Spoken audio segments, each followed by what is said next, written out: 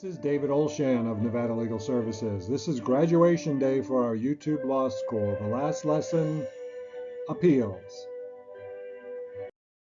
All right, so the first thing you need to know is why appeal. A lot of people who are upset with their trial or hearing want to appeal because they're angry or upset, but that's never a reason to appeal. I can understand how marginalized people in our society are discriminated against in the court system because most judges don't understand the plight of people who can't afford attorneys. So let's go through this. Usually you want to appeal if there's an error of law, if the judge used a wrong law or used it incorrectly, wrong interpretation of the law, if it violates the Constitution or legal precedent. Those are decisions issued by a superior court. If any of those things exist, it's an error of law and you have cause to appeal. Also, a factual finding, not credible or something like that. If it's not supported by substantial evidence, that is another reason to appeal. Bring up this substantial evidence, factually based appeal only in rare circumstances when there's absolutely no evidence to support the factual conclusion of the trial court.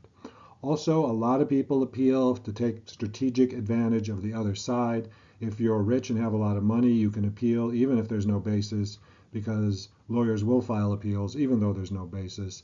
So if you want to delay it or you want to coax a settlement from the other side, that's another reason to appeal. But again, just because you're angry or you think the judge was unfair, that's not a reason in itself to do an appeal.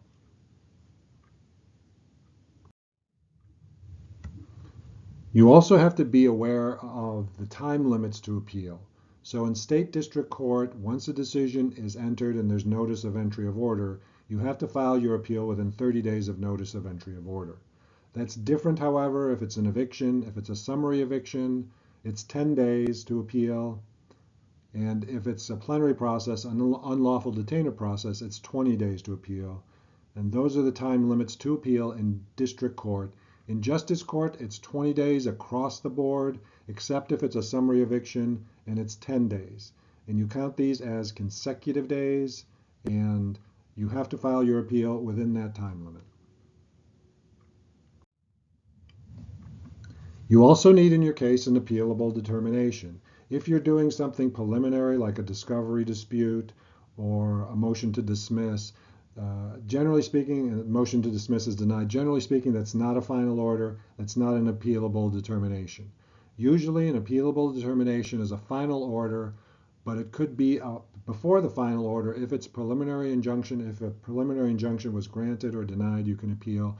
Also, if real property has been partitioned and it's not a final order, you can appeal that. Also, you can file an appeal after a court decides not to set aside a default. Let's say you were defaulted in a case and you go in like a year later to set it aside because you just found out about it. If the judge denies it, you can appeal it. That's an appealable determination. So it kind of changes the final order date to whenever the judge denies your motion to set aside. Also, if you're filing a motion to alter or amend under Rule 50B, 52B, or 59, it tolls the time to appeal, and that gives you some extra time. You have 30 days or 20 days or 10 days after the court ultimately decides that motion. Also, special orders that occur after final order, like a motion for attorney's fees or costs, those can be appealed after the final order, and you don't have to comply with the usual period of time, like 30 days from final judgment in district court or 20 days from final judgment in summary in justice court. So again, a special order after a final order, you can appeal that, and more often than not, it's going to be an attorney's fees denial or a dispute over attorney's fees or some other special order that's decided after the final order. Okay, so I'm going to talk about some of the documents you need to pursue your appeal, whether it's in the Supreme Court, District Court, or Justice Court. So two things you do need to go to the Supreme Court are a notice of appeal and a case appealed statement. Again, that has to be filed within 30 days of the notice of entry of order. If you haven't had a fee waiver, if you're not subject to a fee waiver, then you're going to have to post a cost or supersedious bond.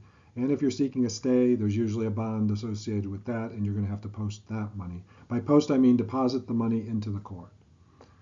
You're also going to need a docketing statement for the Supreme Court, a certificate of transcript or no transcript. Usually you don't need a transcript. However, if you have a factual issue, you're going to need that transcript. Statement of points is required in district court from appealing from justice court to district court. You don't do that in the Supreme Court, but that is required in the district court. The main documents that you're filing on an appeal are the opening brief and reply brief if you're the appellant. If you're the respondent or the appellee, you're going to file an answering brief.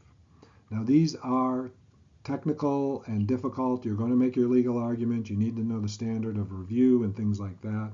But those are the documents that are next filed.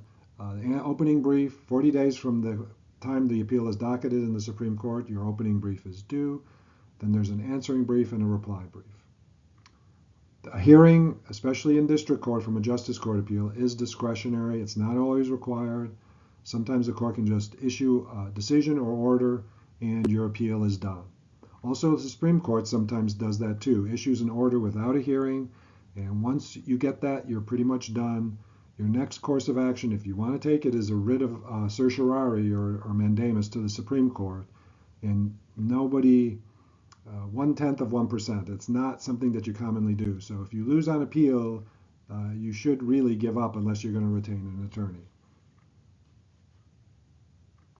Okay, let's talk about a stay on appeal. If the judge ordered you, for instance, to pay the plaintiff $1,000 and you don't want to pay it before the appeal is decided, you need a stay.